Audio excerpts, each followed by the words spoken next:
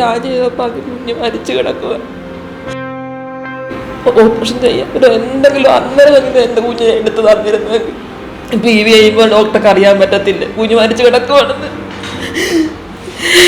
നമസ്കാരം.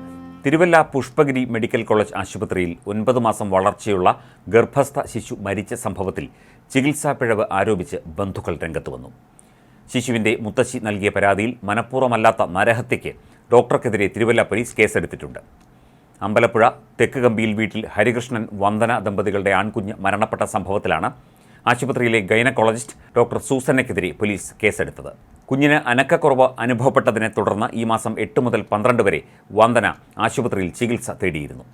വീണ്ടും കുഞ്ഞിന് അനക്കക്കുറവ് അനുഭവപ്പെട്ടതിനെ തുടർന്ന് കഴിഞ്ഞ ദിവസം രാവിലെ വന്ദനയെ വീണ്ടും ആശുപത്രിയിൽ എത്തിച്ചു.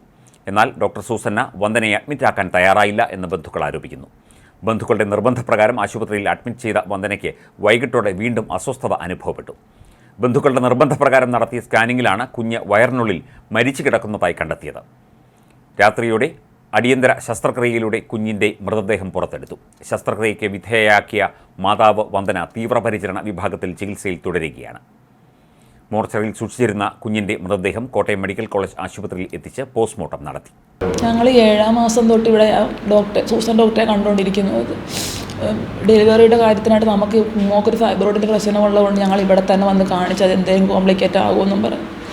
അപ്പോൾ ആ ഫൈബ്രോയിഡിൻ്റെ പ്രശ്നം ഡോക്ടറും പറഞ്ഞിട്ടുണ്ടായിരുന്നു. നമ്മളിപ്പോൾ 7-ാം മാസം തൊട്ട് ഇവിടെ ചെക്കപ്പൊക്കെ കാണിച്ച് പിന്നെ ഇവിടെ നമ്മൾ വന്നും പോയി സ്കാനിങ് ഒക്കെ ചെയ്തുകൊണ്ട് ഇന്നപ്പോൾ പറഞ്ഞ് കുഞ്ഞിന് വെള്ളം ഷുഗറുണ്ട്, വെള്ളം കൂടുതലാണെന്ന് പറഞ്ഞു.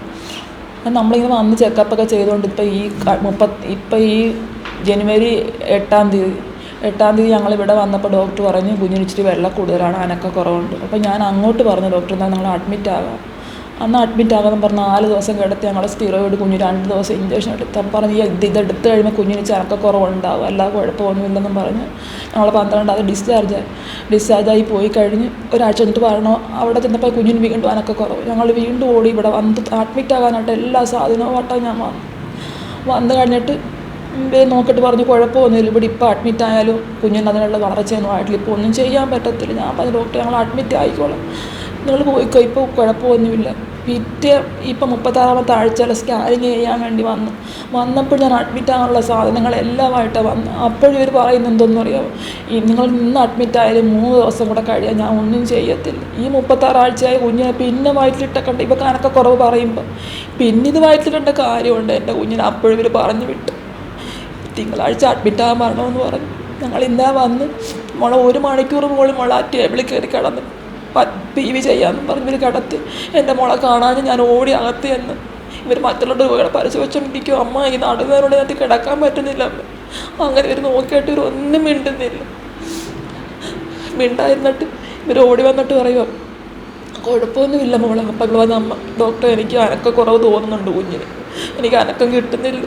എന്നാൽ നമുക്കൊന്ന് കാഷ്വാലിറ്റി കയറി അനക്കം നോക്കുന്നതിന് മെഷീൻ അതിനകത്ത് വെച്ച് അനക്കം നോക്കിയപ്പോൾ പറഞ്ഞ് കുഞ്ഞ് ഹാർട്ട് ബീറ്റ് പെട്ടെന്ന് ഓടി സ്കാൻ ചെയ്തപ്പോൾ അത് കുഞ്ഞ് മരിച്ചു കിടക്കുക. എന്നിട്ട് ഇവർ അത്രയും നേരം 12:30 നടന്ന സംഭവമായിരുന്നു. എന്നിട്ട് ഈ പെണ്ണുമ്പോൾ ഒരാഴ്ച എന്നിട്ട് പറയുക പിന്നെ നമുക്ക് ഒന്നെങ്കിൽ ഇത് മരുന്ന് വെച്ച് പ്രസവിപ്പിക്കാം, അല്ലെങ്കിൽ ഓപ്പറേഷൻ ചെയ്യാം. എന്തെങ്കിലും അന്നേരം എൻ്റെ കുഞ്ഞിനെ എടുത്ത് തന്നിരുന്നെങ്കിൽ 7 മണിയായപ്പോഴാണ് കുഞ്ഞിനെ ഞങ്ങൾ പറഞ്ഞിട്ട് ഓപ്പറേഷൻ ചെയ്യുന്നത്. എനിക്കിതിൽ കൂടുതൽ ഞാൻ എന്ത് ചെയ്യുമെന്ന് എനിക്കറിയത്തില്ല.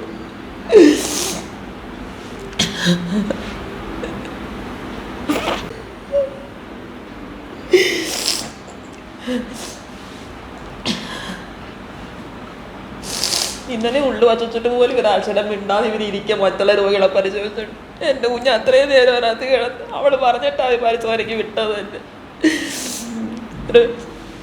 PV ചെയ്യുമ്പോൾ ഡോക്ടർക്ക് അറിയാൻ പറ്റത്തില്ല കുഞ്ഞ് മരിച്ചു കിടക്കുവാണെന്ന്.